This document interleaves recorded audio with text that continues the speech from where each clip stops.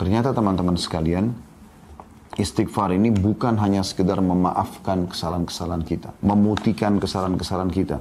Tetapi ada hadis Nabi SAW yang masyhur. Sudah sering kita sampaikan hadis ini, dan ini hadis yang sahih, riwayatkan Bukhari. Kata Nabi SAW, man lazima istighfara, ja'ala Allahu lahu min kulli hammin faraja, wa min kulli diqin makhraja, wa razaqahu min haitsu la yahtasib. Ini faedah istighfar yang jarang orang renungi. Dia berpikir istighfar hanya mengampuni dosa saja. Perhatikan, barang siapa yang rutin beristighfar, ada dosa atau tidak ada dosa, maka niscaya atau pasti Allah akan menjadikan untuknya kelapangan dari setiap kesedihan. Ada apapun yang dia hadapi, maka akan selesai urusannya. Dan jalan keluar dari setiap kesempitan. Serta Allah akan memberikan rezeki dari arah yang tidak disangka-sangka. Ini luar biasa ini. Allah akan berikan solusi dari setiap kesedihannya, jalan keluar daripada setiap kesempitan, dan diberikan rezeki dari tempat tidak disangka-sangka. Oleh karena itu teman-teman sekalian, judul kita sangat tepat sekali, yaitu masalah berusahalah beristighfar. Jadi tidak harus istighfar itu pada saat punya dosa.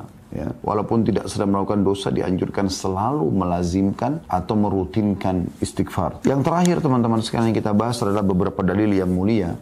Kalau teman-teman yang pegang bukunya di halaman 75, ada Rasulullah SAW bersabda kepada Ummul Mukminin Aisyah radhiyallahu anha. Ini pengulangan ya, mereview apa yang terakhir kita pelajari. Ya Aisyatu, in kunti al-mamti bi dzambin fastaghfirillah fa inna at-taubata min adz-dzambi nadamu wal istighfar. Wahai Aisyah, jika kamu telah melakukan dosa, maka mohon ampunlah kepada Allah, sebab sesungguhnya taubat dari dosa adalah penyesalan dan beristighfar. Hadis ini riwayat Ahmad. Pernah juga satu kali Aisyah berkata radhiyallahu anha, tentu tidak disebutkan dalam buku kita, ini tambahan saja. Dia mengatakan, pada saat saya melihat Rasulullah SAW lagi sangat nyaman, maka saya mengatakan, ya Rasulullah, berdoalah untukku. Maka kata Nabi SAW, ya Allah, ampunilah seluruh dosa Aisyah yang pernah dilakukan, yang lalu dan yang akan datang. Apapun yang dia sembunyikan, apapun yang dia terang-terangkan. Maka Aisyah pun tersenyum, bahkan dia sempat tertawa gembira, sampai-sampai dia meletakkan dahinya di tanah. Maka Nabi SAW mengatakan, apa kau gembira dengan doaku? Kata Aisyah, tentu ya Rasulullah. Artinya doa Nabi diijabah, dan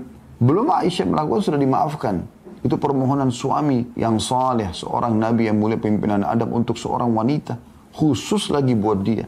Bagaimana kita tidak anggap ini sebuah doa yang mulia? Tapi apa perkataan Nabi SAW? Ketahuilah wahai Aisyah, doa yang sama aku ucapkan untuk seluruh umatku setiap kali aku sholat. Sallallahu alaihi wasallam. Ini kemuliaan yang luar biasa. Berarti walaupun Nabi SAW tidak bertemu dengan kita, beliau memohon kepada Allah agar dosa-dosa kita dimaafkan. Juga hadis yang terakhir yang sempat kita bahas teman-teman sekalian adalah tentang bahayanya dosa itu. Karena dia akan menjadi sebuah titik kelam dalam hati yang otomatis akan mengacaukan hati yang merupakan mahkota daripada tubuh kita. Hadis Nabi SAW di halaman 77 ya, atau di halaman 76.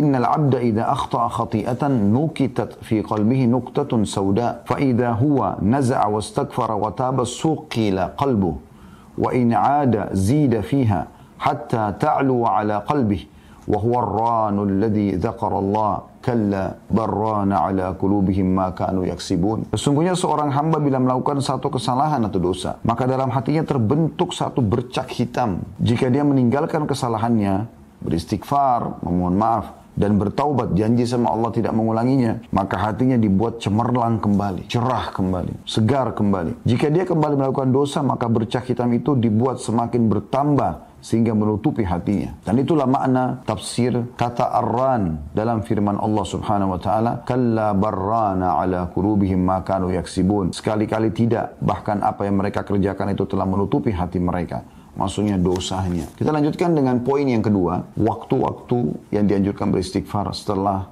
poin pertama, yaitu melakukan dosa, langsung istighfar. Yang kedua adalah setelah melaksanakan ketaatan. Rasulullah SAW bila selesai mengerjakan sholat, beliau beristighfar 3 kali dan mengucapkan, Allahumma antas salam wa minkas salam, tabarakta ya dzal jalali wal ikram. Beliau mengatakan astagfirullah, astagfirullah, astagfirullah pertama sekali begitu salam, agar kalau ada kesalahan dalam sholat dimaafkan oleh Allah. Lalu beliau mengatakan, ya Allah, engkaulah zat yang maha memberi keselamatan, dan darimulah segala keselamatan. Maha suci engkau, wahai zat yang maha agung lagi maha mulia. Ini diriwayatkan Bukhari dan Muslim dan juga Imam Ahmad. Seusai menunaikan haji, Allah subhanahu wa ta'ala juga memerintahkan pada ibadah haji ibadah yang mulia. Tapi tetap diikuti dengan istighfar. Orang itu melakukan dosa atau tidak. Dalam firman-Nya, dalam surah Al-Baqarah ayat 199, Allah berfirman, A'udzu billahi minasyaitonir rajim, "Tsumma afidhu min haitsu afadhan nasu wastaghfirullah, innallaha ghafurur rahim." Kemudian bertolaklah kalian dari tempat yang banyak orang bertolak, maksudnya dari Arafah di tanggal 9 Zulhijjah menuju ke Muzdalifah. Dan mohonlah ampunan kepada Allah. Sesungguhnya Allah Maha Pengampun lagi Maha Penyayang. Jadi puncak ibadah haji hari Arafah itu. Tanggal 9 Zulhijjah. Dan justru pada saat itu Allah Subhanahu Wa Ta'ala menyuruh istighfar. Saya juga pernah ingatkan ya. Bagaimana Nabi Adam alaihissalam. Bagaimana Nabi Yunus alaihissalam. Pada saat mereka melakukan pelanggaran yang sudah Allah gambarkan. Nabi Adam memakan dari pohon buah yang dilarang. Kemudian Nabi Yunus meninggalkan kaumnya sebelum diizinkan, walaupun niatnya baik ingin mencari lokasi dakwah baru, tapi belum ada perintah dari Allah. Maka mereka bukan minta kepada Allah, bukan Nabi Adam minta agar dikembalikan ke surga, dikembalikan fasilitasnya, bukan juga Nabi Yunus minta dikembalikan kepada kaumnya. Keduanya langsung mengucapkan permohonan maaf kepada Allah. Nabi Adam AS mengatakan, Rabbana zalamna anfusana. Ya Allah, kami telah menzalimi diri kami dengan pelanggaran ini. Wa in lam taghfir lana wa tarhamna lanakunanna minal khasirin. Kalau kau tidak memaafkan kami, ya. Wa in lam taghfir wa tarhamna, dan kau kasihani kami, lanakunanna minal khasirin, kami pasti akan termasuk menjadi orang-orang yang rugi. Kemudian Nabi Yunus AS mengatakan apa? La ilaha illa anta subhanaka inni kuntu minadh dhalimin. Tidak ada Tuhan yang berhak disembah. Tidak ada tempat saya bergantung, ya Allah. Sesungguhnya aku termasuk orang-orang yang zalim. Tapi aku mengakui kesalahanku. Seusai wudu disyariatkan juga membaca Subhanakallahumma wa bihamdika asyhadu an la ilaha illa anta astaghfiruka wa atubu ilaik. Maha suci engkau ya Allah dan segala puji bagimu. Aku bersaksi tidak ada Tuhan yang berhak disembah kecuali engkau. Aku beristighfar dan bertaubat kepadamu. Ini mirip dengan doa kafaratul majlis ya. Pada saat dari majlis juga begitu. Intinya disuruh memohon ampun. Begitu juga seusai melaksanakan qiyamul lail, sholat yang mulia. Dianjurkan Allah menyifati hamba-hambanya yang suka sholat malam ini. Semoga Allah jadikan kita mereka. Dengan firman-Nya dalam surah Al-Imran ayat 17. A'udzu billahi minasyaitonir rajim wal mustaghfirina bil ashar. Dan orang-orang yang setelah mereka sholat malam, mereka suka memohon ampun pada waktu sahur atau sebelum fajar. Saya ingatkan kembali, istighfar bukan hanya diucapkan kalau dosa sedang terjadi. Ini penting. Saya sudah bacakan tadi hadis yang sahih. Man lazimal istighfar, ja'alallahu lahu min kulli hammin faraja. Siapa yang selalu rutin melakukan istighfar, Allah akan berikan, ya, kalau kita bahasakan, kegembiraan setelah kesedihan. Wa min kulli dhiqin makhraja, dan dari setiap kesempitan jalan keluar. Wa razaqahullah min haitsu lam yahtasib, dan Allah akan berikan dia rezeki dari tempat dia tidak sangka-sangka. Jadi istighfar mendatangkan rezeki. Istighfar memberikan kegembiraan pada saat kita sedang sedih. Istighfar akan memberikan solusi dari permasalahan yang sedang kita hadapi. Ada seorang diceritakan di Pakistan, ya. Ini kisah dinukil oleh Syekh Hasan bin Ahmad bin Hasan, ya. Kebetulan beliau tulis buku tentang keajaiban sedekah dan istighfar. Di kisah beliau terakhir di buku itu saya sempat baca. Dia cerita tentang ada seorang di Pakistan terjadi gempa, dan dia menceritakan kisahnya. Pada saat dia sedang selesai sholat, kemudian dia ingin rebahan di malam hari, tiba-tiba terjadi gempa. Dan itu hitungan menit saja. Bahkan tiba-tiba dinding-dinding rumah retak, atap-atap mulai rubuh. Dan orang ini mengatakan, saya tidak tahu harus berbuat apa lagi. Tapi akhirnya lisannya diilhamkan oleh Allah untuk mengatakan istighfar. Astagfirullah, astagfirullah. Sudah pasrah saja. Karena nggak mungkin lari. Lagi berubuh, lagi runtuh bangunan tersebut. Maka setelah selesai gempa itu dalam hitungan menit, subhanallah, rumah semua runtuh, kecuali atap yang dia ada di bawahnya. Hanya itu yang bertahan. Dengan sedikit tembok yang menahannya. Kemudian dia bilang dia bisa keluar dari permasalahan itu. Beliau juga mengangkat kisah ada seseorang yang sudah lama menikah, tidak punya keturunan. Lalu dia komitmen dengan istrinya, sekarang kita perbanyak istighfar. Bukan istighfar saja, perbanyak istighfar dengan kehadiran hati, lalu mohon kepada Allah Subhanahu wa Ta'ala. Setelah mereka komitmen dan keajaiban terjadi setelah 10 tahun atau sekian tahun menikah tidak punya anak, hamil, punya anak. Lalu begitu selesai masa nifas, suaminya mengatakan, saya mengingatkan, kebetulan dia berikan nama anak pertama Yusuf, maka dia berjulukan Abu Yusuf sekarang karena sudah punya anak. Istrinya Ummu Yusuf, dia mengatakan, saya ingatkan Ummu Yusuf, kita sudah lama nggak punya anak. Bagaimana kalau kita praktekkan lagi istighfar ini dengan kehadiran hati, dengan serius, perbanyak, supaya kita diberikan anak yang kedua. Dan betul setelah masa nifas itu hanya beberapa hari, terhitung sudah hamil lagi. Terus saja begitu sampai mereka punya beberapa orang anak. Sampai waktu sudah punya anak sekian banyak, sempat Ummu Yusuf mengatakan, kita berhentikan dulu amalan ini. Bukan berhentikan istighfarnya, maksudnya istighfar khusus untuk minta keturunan. Biarkan anak-anak kita besar dulu. Setelah mereka besar sedikit, kemudian dia pun memohon lagi kepada Allah dan hamil lagi istri. Selama itu bukan bentrok dengan sunnatullah, peraturan yang Allah buat teman-teman sekalian. Seperti misalnya Anda istighfar minta supaya malam hilang. Itu nggak mungkin terjadi, karena itu sunnatullah, peraturan Allah yang tidak mungkin berubah. Atau Anda memohon istighfar kepada Allah agar jenis kelamin laki-laki, kalau Anda perempuan hilang. Nggak mungkin, sudah sunnatullah. Nggak mungkin. Atau hilang, tidak ada kematian. Nggak mungkin. Jadi, selama bukan bentrok sama sunnatullah, maka tidak ada yang mustahil bagi sang pencipta Allah. Berita gembira bagi Anda yang belum punya keturunan, yang belum punya pasangan, yang terlilit utang, yang selalu merasa kesedihan, yang masih kena sihir dan belum sembuh, yang semuanya istighfar. Istighfar, tapi istighfar yang benar-benar tutup mata Anda, renungi, terus ikhlaskan niat astaghfirullahaladzim alladzi la ilaha illa huwal hayyul qayyum wa atubu ilaih. Jadi ini luar biasa teman-teman sekalian. Jadi memang istighfar itu bukan hanya sekedar memaafkan, bukan hanya sekedar pengakuan penyesalan, permohonan maaf kepada Allah pada saat kita berdosa, tapi memang untuk memberikan solusi dari setiap permasalahan kita. Bahkan Nabi SAW mengatakan tadi memberikan rezeki dari tempat tidak disangka-sangka. Jadi istighfar sekali lagi, saya ulangi, bukan hanya sekedar kalau kita berbuat dosa, tapi rutinkan, berusaha agar selalu istighfar setiap saat. Karena manfaatnya besar sekali. Perhatikan Allah jelaskan dalam Al-Quran, dalam surah An-Nashr, kemenangan. Ayat 1 sampai ayat 3. A'udzubillahi minasyaitonirrajim. Idza ja'a nasrullahi wal fath wa ra'aitan nasa yadkhuluna fi dinillahi afwaja wasabbih bihamdi rabbika wastaghfirhu innahu kana tawwaba. Yang artinya apabila telah datang pertolongan Allah dan kemenangan, apabila telah datang pertolongan Allah dan kemenangan, dan engkau melihat hai Muhammad manusia berbondong-bondong masuk agama Allah, maka bertasbihlah kepada Tuhanmu dengan memuji Tuhanmu dan memohon ampunlah. Istighfarlah. Sesungguhnya Dia Maha menerima taubat hamba-hambanya. Harusnya kita ini, walaupun kita sudah merasa maksimal dalam mengerjakan ibadah. Contoh misalnya kita sholat wajib. Kita sudah berusaha untuk khusyuk, menjaga gerakan, menjaga bacaan.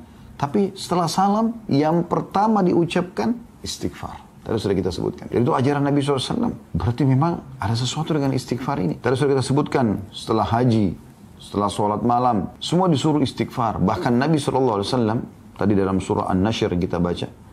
Surah An-Nasr, maaf. Ya, kadang-kadang lisan kita salah dalam mengucapkan, bukan disengaja ya. Kalau Nashr itu menyebarkan, An-Nasr itu kemenangan. Kayak ini An-Nasr pakai shad.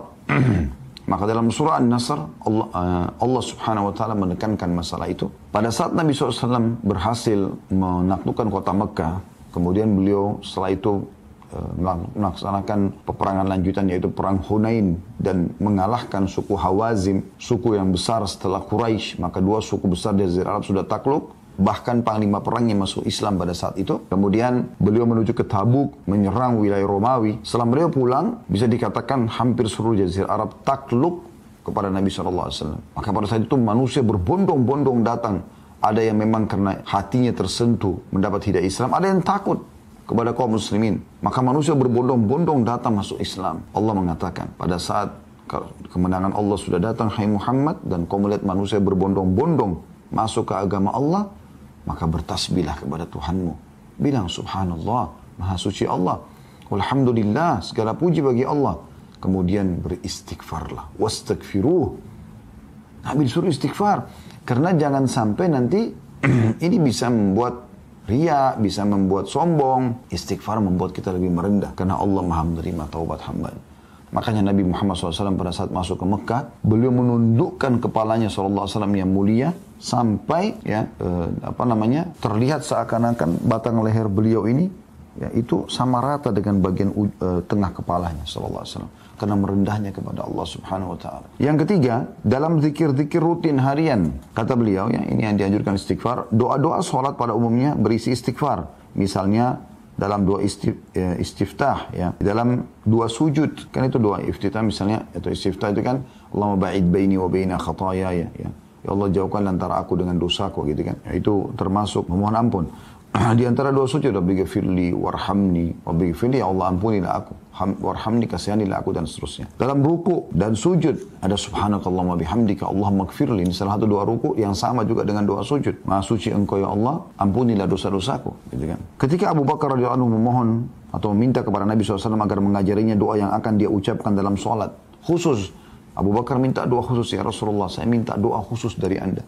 Saya baca dalam solat saya. Lalu Nabi SAW memerintahkan membaca Allahumma inni zalamtu nafsi zulman kathiran wa la yakfiru dhunuba illa ant faghfirli min indika warhamni innaka antal ghafurur rahim. Ya Allah, sungguhnya aku telah banyak berbuat kezaliman, dosa maksudnya, kepada diriku, dan tidak ada yang mengampuni dosa-dosa selain Engkau. Maka ampunilah aku dengan ampunan dari sisimu dan rahmatilah aku. Sesungguhnya Engkau Maha Pengampun lagi Maha Penyayang. Hadis riwayat Bukhari, Muslim, dan juga Ahmad. Artinya hadis ini hadis sahih. Padahal Abu Bakar waktu itu bukan sedang melakukan dosa. Beliau datang kepada Nabi SAW minta diajarkan doa khusus. Dan doanya mengatakan Allahumma inni zalamtu nafsi zulman katsira. Ya Allah, aku telah menzalimi diriku dengan kezaliman yang banyak. Padahal Abu Bakar bukan radhiyallahu anhu melakukan dosa pada saat itu. Demikianlah kata beliau, Anda mengetahui bahwa tidak ada tempat pun yang di dalamnya disyariatkan berdoa dalam solat, melainkan di dalamnya disyariatkan beristighfar. Dalam zikir-zikir pagi dan petang disyariatkan supaya berdoa dengan sayyidul istighfar, tuannya istighfar. Yang Anda sudah tahu tentu, Allahumma anta rabbi. Sudah pernah kita bahas itu ya. Ya Allah, Engkau adalah penciptaku. Allahumma anta rabbi la ilaha illa anta khalaqtani. Tidak ada Tuhan yang berhak disembah kecuali Engkau. Engkau telah menciptakan aku. Wa ana abduka, aku adalah hambamu. Wa ana ala ahdika, dan aku selalu sesuai dengan perjanjian denganmu, wa wa'dika, dan janji-janjimu, mastata'tu, semampuku, a'udzubika min syarri ma sana'tu, aku berlindung kepadamu dari semua keburukan yang aku lakukan, abu'u laka bi ni'matika alayya, aku mengakui semua nikmatmu padaku, wa abu'u bi dzambi, dan aku akui semua dosa-dosaku, faghfirli, maafkanlah aku, fa innahu la yaghfiru dzunuba illa anta, karena tidak ada yang bisa mengampuni dosa kecuali Engkau. Apa kata Nabi SAW? Man qalaha minan nahari muqinan biha famata min yaumi qabla an yumsiha fahuwa min ahli jannah. Siapa yang membaca tadi itu, saya istighfar, tuannya istighfar yang baru saya sebutkan tadi, pada waktu siang atau pagi hari dengan meyakininya, betul-betul tulus baca, mohon ampun dari Allah, lalu dia mati pada hari tersebut sebelum sore, maka dia termasuk penghuni surga. Lalu lanjutan hadisnya, wa man qala minal laili wa huwa muqinun biha famata qabla an yusbiha fahuwa min ahli jannah. Dan siapa yang mengucapkan ini di sore hari, di malam hari atau di petang atau di malam hari ya, dan dengan penuh keyakinan, maka dia mati sebelum pagi hari, dia termasuk ahli surga. Yang keempat, anjuran beliau mengatakan senantiasa beristighfar setiap saat. Inilah wirid rutin Nabi SAW, padahal beliau telah diampuni dosanya yang telah lalu dan akan datang. Dari Aghar al-Muzani radhiyallahu anhu, dia mengatakan bahwasanya Rasulullah SAW bersabda, innahu la yughanu ala qalbi wa inni la astaghfirullah fil yawmi 100 marrah. Sesungguhnya terkadang hatiku tertutupi oleh sesuatu, dan sungguhnya aku beristighfar kepada Allah dalam sehari 100 kali. Hadis ini riwayat Muslim. Jadi kalau Nabi SAW istighfar 100 kali, Anda bagaimana? Kita bagaimana, saya dan Anda? Harusnya kita ikuti Nabi SAW. Padahal beliau sudah diampuni dosanya yang lalu dan yang akan datang. Aku mendengarkan Rasulullah SAW bersabda, Wallahi inni la astaghfirullah wa atubu fil yawmi akthara min 70 marrah. Beliau bersumpah atas nama Allah mengatakan, demi Allah, untuk memastikan agar umatnya tidak usah ragu dengan ini. Sesungguhnya aku beristighfar dan bertobat kepada Allah dalam sehari lebih dari 70 kali. Hadis ini riwayat Bukhari. Lebih dari 70 kali, nyambung dengan hadis yang sebelumnya tadi. Beliau mengatakan 100 kali. Lebih dari 70 kan bisa 100. Dan disentuhkan sudah di hadis yang pertama tadi kalau 100 kali beliau membacanya. Dan Ibnu Umar meriwayatkan juga, dia menuturkan inna kunna la na'uddu li Rasulillah sallallahu alaihi wasallam fil majlisil wahidi 100 marrah rabbighfirli wa tub alayya innaka antat tawwabur rahim. Sesungguhnya kami biasa menghitung bahwa dalam satu majlis Rasulullah SAW mengucapkan doa ini 100 kali. Wahai Tuhanku, ampunilah aku dan terimalah taubatku. Sesungguhnya Engkau Maha Penerima taubat lagi Maha Penyayang. Hadis ini riwayat Abu Dawud, Tirmidzi, dan dikatakan hadisnya hasan sahih. Rabbighfirli wa tub alayya innaka antat tawwabur rahim. Nabi SAW membacanya dalam satu majlis 100 kali. Dari riwayat ini kita bisa lihat bahwasanya bukan berarti angka istighfar dipatok 100 kali. Tapi bisa bermakna bahwasanya Nabi SAW di setiap kali kesempatan membaca minimal 100 kali. Atau membaca 100 kali istighfar. Artinya dalam sehari bisa lebih daripada itu. Maka boleh orang, seperti dulu kita berusaha selalu istighfar setiap saat. Pokoknya jangan diam teman-teman sekalian. Diam Anda itu zikrullah, berdoa, memuji Allah kah, bertakbir kah, bertahlil kah, beristighfar kah. Terus